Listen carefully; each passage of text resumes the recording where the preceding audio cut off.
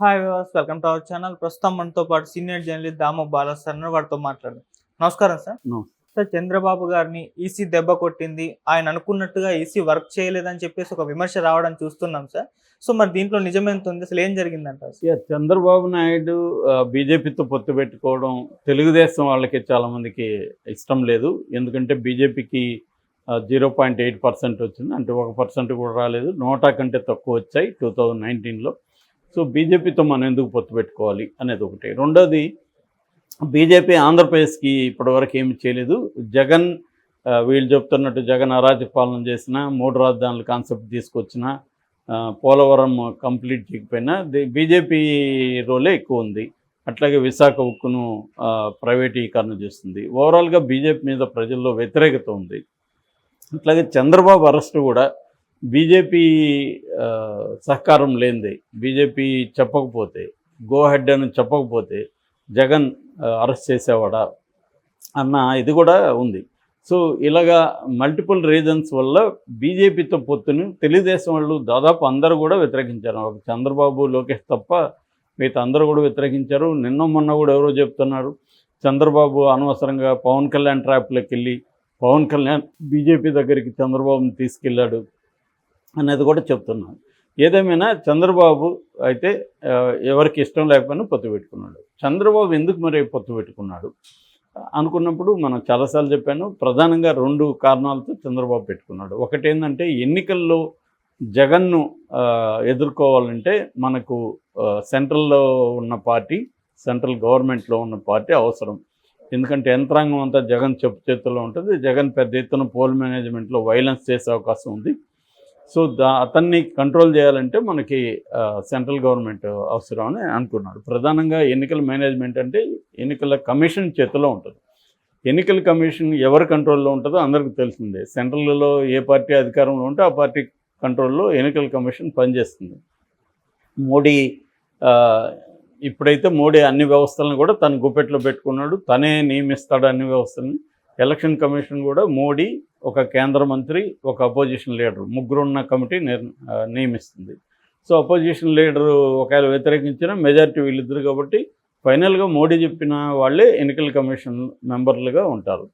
కాబట్టి ఆయన చెప్పిన మాట వింటారు కదా. సో ఆ రకంగా చంద్రబాబు ఆలోచించాడు. రెండవ కారణం, ఒకవేళ పొరపాటున తాను ఓడిపోయి జగన్ మళ్ళీ అధికారంలోకి వచ్చి కేంద్రంలో ఎలాగో బీజేపీ వస్తుంది కాబట్టి మళ్ళీ వీళ్ళిద్దరు కలిసి నన్ను జైల్లో పెట్టించడం, నా పార్టీని సర్వనాశనం చేయడానికి ట్రై చేస్తారన్న ఒక భయం కూడా ఉంది.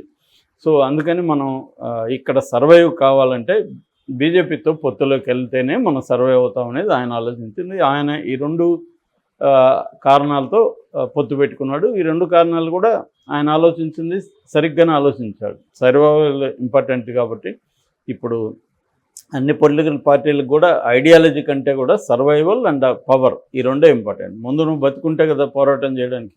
సో బతుకుండాలంటే మోడీతో గొడవ పెట్టుకోకూడదు. మోడీతో గొడవ పెట్టుకుంటే కేజ్రీవాల్ లాంటివాడే జైలుకి వెళ్ళాడు. సో అందుకని చంద్రబాబు పెట్టుకున్నాడు. కానీ మరి చంద్రబాబు ఫస్ట్ గోల్ ఏంటి? పోల్ మేనేజ్మెంట్లో ఈసీ తనకు అనుకూలంగా ఉంటుంది అనేది ఫస్ట్ గోల్ అయింది.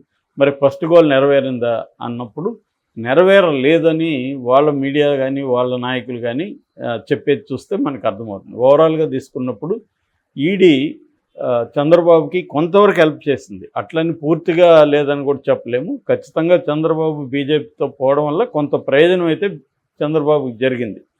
అదేంటంటే బీజేపీ, నరేంద్ర మోడీ లాంటి వాళ్ళు కూడా జగన్ ప్రభుత్వానికి వ్యతిరేకంగా మాట్లాడడం, అవినీతి గురించి, స్కాముల గురించి చెప్పడం, ఇది కొంత హెల్ప్ అయింది. అది నేషనల్ మీడియా అంతా కూడా కవర్ చేయడం, ఆ రకంగా కొంతవరకు హెల్ప్ అయింది. రెండవది, కొంతవరకు ఈసీ కూడా చంద్రబాబుకు అనుకూలంగా ఉంది. నిన్న కూడా వైసీపీ ఎమ్మెల్యే మల్లాది విష్ణు ఏం చెప్తున్నాడంటే, మేము దాదాపు 240 కంప్లైంట్లు ఇచ్చాము ఈసీకి, మావేం పట్టించుకోవట్లేదు, కూటమి కంప్లైంట్లే పట్టించుకుంటుందని. ఆ మేరకి చాలా కంప్లైంట్లను, వీళ్ళు ఇచ్చిన కంప్లైంట్ పట్టించుకున్నారు, వాళ్ళ మీద యాక్షన్ తీసుకున్నారు, పోలీస్ ఆఫీసర్ని సస్పెండ్ చేశారు, ట్రాన్స్ఫర్లు చేశారు, ఇవన్నీ జరిగాయి. మొన్న కూడా చెప్పుకున్నాం కదా, మొన్న అల్లు అర్జున్ వెళ్ళినప్పుడు కూడా అక్కడ ఎస్పీని, డిఎస్పీని, సిఐని ముగ్గురిని కూడా సస్పెండ్ చేశారు. సో ఆ రకంగా చాలా వరకు ఈసీ చంద్రబాబుకి ఉపయోగపడింది. కానీ మేజర్గా ఉపయోగపడలే. అంటే ఫర్ ఎగ్జాంపుల్ ఇప్పుడు డీజీ ఇంటెలిజెన్స్ వాళ్ళని ట్రాన్స్ఫర్ చేశారు, విజయవాడ కమిషనర్ చేశారు, డిఐజీని చేశారు, ఇది బాగానే ఉంది. అట్లాగే ఒక 5 మంది ఎస్పీలు చేశారు, ఒక 5 మంది కలెక్టర్లని ట్రాన్స్ఫర్ చేశారు, ఇంతవరకు ఓకే. కానీ వాళ్ళు ప్రధానంగా అడిగింది 2. ఒకటి సిఎస్ని ట్రాన్స్ఫర్ చేయమన్నారు. ఎందుకంటే జవహర్ రెడ్డి క్లియర్గా జగన్ మనిషి, జగన్ చెప్పు చేతల్లో ఉంటాడు. జవహర్ రెడ్డి సిఎస్ కాబట్టి మొత్తం యంత్రాంగం అంతా ఆయన కంట్రోల్లో ఉంటుంది. సిఎస్ అంటే ఆల్మోస్ట్ నెక్స్ట్ సీఎం. సో ఆయన కంట్రోల్లో అది పెట్టుకొని ఆయన్ని తీయకుండా వేరే వాళ్ళని తీసి లాభం ఏంటనేది తెలుగుదేశం ఆక్రోశం. లాస్ట్ 2019లో డీజీపీని తీశారు, సిఎస్ని కూడా మార్చారు, ఈసారి మార్చలేదు. అది మేజర్. రెండవ డిమాండ్ వాళ్ళది ధర్మారెడ్డి, మన ఈవో అనమాట, ఎక్కడ తిరుమలలో. ఆయనది అయిపోయింది. యాక్చువల్గా అయిపోయినాక కూడా ఆయన ఎక్స్టెన్షన్ అడిగింది జగన్ ప్రభుత్వం, హోమ్ డిపార్ట్మెంట్ ఎక్స్టెన్షన్ ఇచ్చింది ఆయనకి. ఇది మింగుడు పడలేదు వీళ్ళకి, తెలుగుదేశంలో. మేము ఇంత పోరాడుతున్నాము, ఈనాడైతే కథనాలుగా ధర్మారెడ్డి మీద రాసింది. సో ఇంత పోరాడుతున్నాము, అయినా కూడా ధర్మారెడ్డి ఎక్స్టెండ్ చేశారంటే ఏమనుకోవాలి అన్న బాధ తెలుగుదేశం వల్ల ఉంది. ఎందుకంటే ధర్మారెడ్డి అక్కడ ఉండడం వల్ల అక్కడికి నేషనల్ లెవెల్లో జడ్జెస్ దగ్గర నుంచి నేషనల్ బీజేపీ లీడర్లు అందరూ వస్తుంటారు. వాళ్ళతో వీళ్ళు లైజనింగ్ ఈజీ అవుతుంది. మామూలుగా ఢిల్లీకి వెళ్తే వీళ్ళకి అపాయింట్మెంట్ కష్టం, ఇక్కడైతే ఫ్రీ టైం ఉంటుంది. వాళ్ళు దర్శనానికి వస్తారు, కొంత టైం పెట్టుకుని ఉంటారు.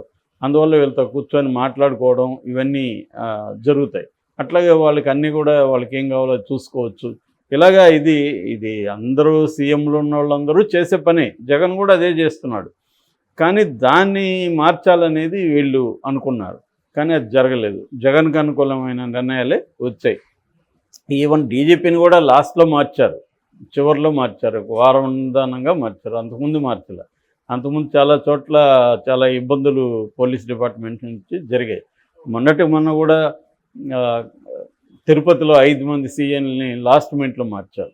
ఇలాగా ఇప్పుడు వచ్చిన డీజీపీ కూడా హరీష్ గుప్తా కూడా జగన్ మనిషి.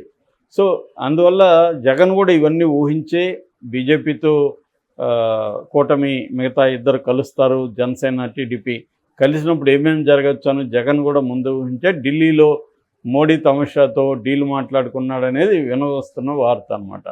అంటే మీరు ఎవరోని మార్చండి, ఎవరోని మార్చొద్దు, ఎవరోని మారిస్తే నెక్స్ట్ సెలెక్ట్ చేసుకునే వాళ్ళలో మళ్ళీ నాకు గుప్తానివ్వండి. అలాంటిది ముందే మ్యాచ్ ఫిక్సింగ్ లాగా బీజేపీకి జగన్ మధ్య ఒక ఫిక్సింగ్ జరిగింది అనేది ఇప్పుడు వినవస్తున్న వార్త.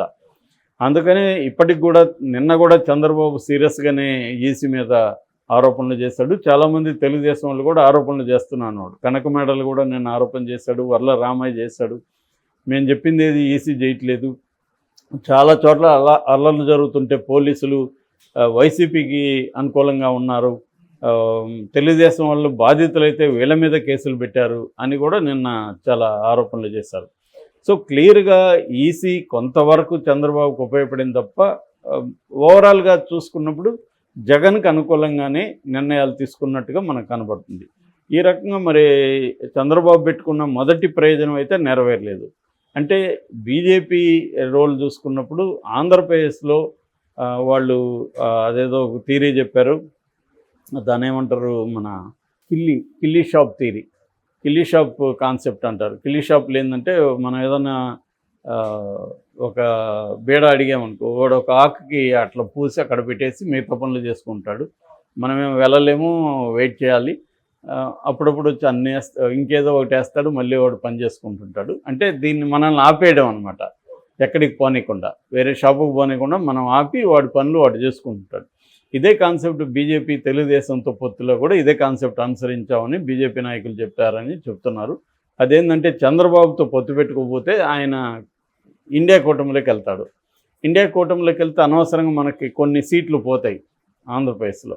సో అందుకని చంద్రబాబుని ఎక్కడికి పోనీయకుండా మన కంట్రోల్లో పెట్టుకుందాం అనేది వాళ్ళు పొత్తు పెట్టుకున్నారు. జగన్ ఎలాగపోడు, జగన్ మన కంట్రోల్లో ఉంటాడు.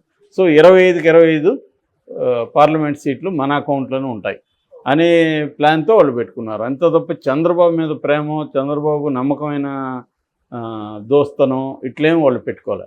అట్లాగే జగన్కి వ్యతిరేకత కూడా వాళ్ళకి లేదు. సో అందుకని జగన్ మీద ఏ కేసులు లేవు. ఇప్పుడు వచ్చి ఊరికేదో 4 మాటలు అన్నారు కానీ ఇసుక కుంభకోణం, మద్యం కుంభకోణం వీటి మీద పురంధేశ్వరి చాలా డీటెయిల్గా పెట్టినా కూడా దాని మీద ఏ రకమైన విచారణ లేదు. కాబట్టి క్లియర్గా వాళ్ళు చంద్రబాబుని ఇండియా కూటమిలోకి పోకుండా ఉండడం కోసం ఆపారు తప్ప వాళ్ళకి పొత్తు అనేది నిజంగా మనస్ఫూర్తిగా చంద్రబాబుతో పెట్టుకోలేదు.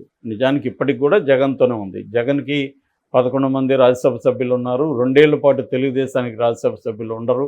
సో ఈ 2 ఏళ్లలో వాళ్ళు అనేక బిల్లులు పెట్టే అవకాశం ఉంది. ఆ బిల్లులు కూడా జగన్ అవసరం ఉంది వాళ్ళకి. అట్లాగే జగన్ వాళ్ళకి నమ్మకమైన మిత్రుడుగా ఉన్నాడు, వాళ్ళకి ఫండ్స్ కూడా ఇస్తున్నాడు అని చెప్తున్నారు.